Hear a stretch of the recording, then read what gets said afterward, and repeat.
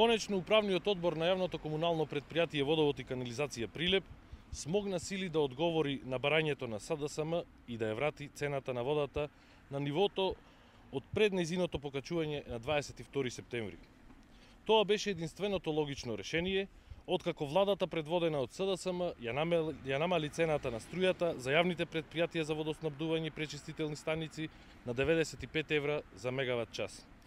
Меѓутоа, ова не е и не смее да биде конечната одлука на менеджментот на јавното претпријатие и општинската власт по прашање на цената на водата. Да подсетиме, во својата изборна кампања, Борче Јовчевски и ВМРО ДПМН ветија намалување на сметките за вода и канализација, потенцирајќи дека тоа било реално остварливо. Од тие причини го повикуваме градоначалникот Јовчевски да го одржи ветувањето и да побара намалување на цената на водата.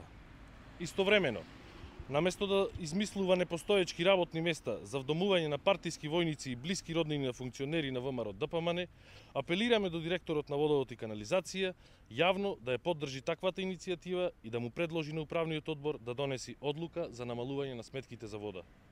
Само на тој начин ВМРО ДПМН и Јовчевски ќе покажат дека ги штитат интересите и се грижат за стандардот на граѓаните на општина Прилеп. Секоја друга одлука, освен исполнување на даденото ветување и намалување на цената на водата, ќе биде уште еден доказ за лицемерието и бесрамните лаги на Борче Јовчевски.